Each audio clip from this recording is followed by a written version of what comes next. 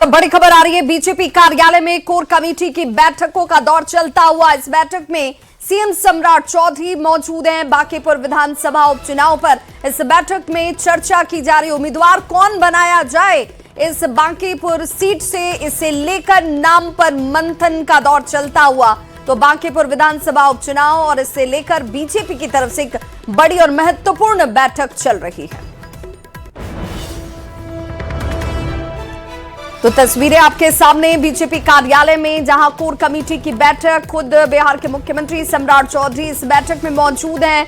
और कौन candidate BJP की तरफ से इस बांकीपुर विधानसभा उपचुनाव के लिए लाया जाए, वो चेहरा कौन हो, इसे लेकर मंथन चल रहा है। ये चूंकि सीट बीजेपी के लिए नाक और साख की लड़ाई है, क्योंकि यहां से लगातार जीतते रहे नितिन नवीन, जो कि बीजेपी के राष्ट्रीय अध्यक्ष हैं। और उनके इस सीट से हटने के बाद, इस सीट के खाली होने के बाद यहां उपचुनाव हो रहा है। और प्रशांत किशोर उनके सामने इस वक्त चुनावी मैदान में ताल ठोक चुके हैं। अब इस लिहाज से भी बीजेपी यहां पर सोच समझकर एक मजबूत चेहरा उतारेगी, इसे लेकर मंथन का दौर चलता हुआ बीजेपी कार्यालय में। इसीलिए इस वक्त इस मुद्दे पर चर्चा चल रही है। बैठक में खुद बिहार के मुख्यमंत्री सम्राट चौधरी की मौजूदगी है।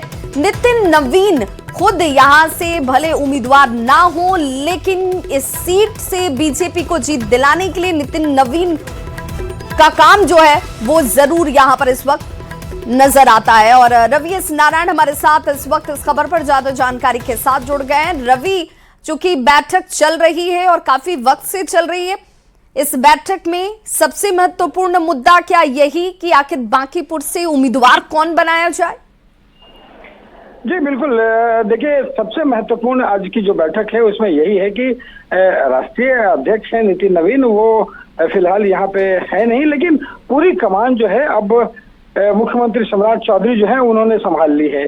और उनके लिए भी सबसे महत्वपूर्ण ये चुनाव है, क्योंकि मुख्यमंत्री बनने के बाद उनका एक लिटमस टेस्ट भी होगा और ये वो पहला चुनाव होगा उपचुनाव के रूप में बांकीपुर। और सबसे खास है कि राष्ट्रीय अध्यक्ष का ये पूरा क्षेत्र है। ऐसे में ये आज की जो कोर कमेटी की बैठक है उसमें पूरी तरह से इसी बात की चर्चा हो रही है कि नामों को लेकर के लगभग चेहरे जो हैं वो फाइनल कर दिया गया है। वो हालांकि यहाँ पे आधिकारिक रूप से अनाउंसमेंट जो है 1 से 2 दिनों में किया जाएगा, लेकिन उससे बड़ी जो बैठक में सबसे महत्वपूर्ण बात ये रही कि यहाँ पे चुनाव एक तरफ जहाँ प्रशांत किशोर उन्होंने ऐलान कर दिया है कि यहाँ से उम्मीदवारी रहेगी, ऐसे में बीजेपी का कहना है कि जो बहुमत है और बड़ा होना चाहिए। पिछले बार बीजेपी जितने वोटों से जीती थी उससे ज्यादा वोट से जीतने के लिए रणनीति जो है वो इस बार बनाई जा रही है। और इसे ही लेकर के तमाम अपने नेताओं के साथ, कोर कमेटी की टीम के साथ सम्राट चौधरी खुद बैठे हुए हैं और सबकी चर्चा हो रही है। जी, किन नामों को लेकर चर्चा हो रही है? कौन कौन से नाम इस रेस में आगे चल रहे हैं? कोई जानकारी सामने आ रही है? देखिए यहाँ पे जो बताया जा रहा है कि नितिन नवीन खुद जो है वो राष्ट्रीय अध्यक्ष होने के साथ साथ चूंकि क्षेत्र उनका है, तो ये माना जा रहा है कि वो नाम खुद फाइनल करेंगे। और जिन नामों की चर्चा है उसमें खास बात ये है कि वो किसी बड़े चेहरे को यहाँ से टिकट जो है वो नहीं देना चाहते हैं। वो एक संदेश देने की कोशिश है कि यहाँ से बीजेपी का जो कार्यकर्ता है, एक आम कार्यकर्ता, और माना जा रहा है कि इस बार की जो टिकट मिलने वाली है वो बीजेपी का बिल्कुल एक ढंग से कहें कि प्राथमिक रूप से जो काम करने वाला, जो बूथ पे रह करके काम करने वाला जो है व्यक्ति, उसे जो है वो टिकट दिया जाएगा। नितिन नवीन की खुद की भूमिका इस पूरे चुनाव को लेकर कितनी महत्वपूर्ण होगी? देखिए, हेलो जी, एक बार फिर से सवाल दोहराएं। नितिन नवीन की भूमिका उम्मीदवार के चयन को लेकर, उम्मीदवार किसे बनाया जाए, वो उम्मीदवार किस स्तर का हो, इसे लेकर नितिन नवीन की भूमिका कितनी बड़ी होगी? देखिए, उम्मीदवार को लेकर के पूरी जो भूमिका है वो कह लें कि नितिन नवीन खुद जो है वो तय करेंगे इस उम्मीदवारी को लेकर के।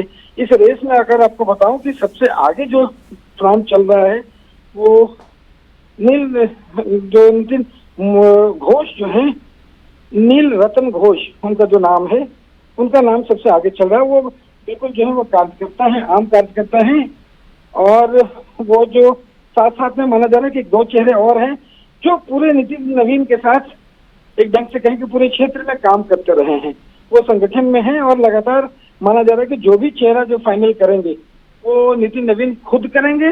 और एक पार्टी में कार्यकर्ताओं को एक संदेश देने की कोशिश है कि बीजेपी में रहने वाला हर कार्यकर्ता जो है वो कभी भी किसी भी पद पर जा सकता है। तो जो समीकरण है उस समीकरण के तहत ही यहाँ पे नाम भी है देखा जा रहा है, जातीय समीकरण भी देखा जा रहा है, लेकिन साथ साथ खास बात ये है यहाँ पे एक आम जो कार्यकर्ता है उसे ही टिकट देने की बात चल रही है। चूंकि बिल्कुल रवि, अगर इस सीट की खास तौर पर बात करें तो इस सीट पर चूंकि अब विपक्ष गोलबंद होने की कोशिश कर रहा है, वो ये चाह रहा है कि ये सीट बीजेपी किसी भी सूरत में न जीत पाए, एक यहां पर बीजेपी को हराकर एक माइलेज लेने की कोशिश की जाए। इस लिहाज से भी बीजेपी बहुत सोच समझकर यहां पर उम्मीदवार को सामने लेकर आएगी, ऐसी उम्मीद जाहिर की जा रही। बहुत बहुत शुक्रिया रवि एस नारायण इस तमाम जानकारी के लिए।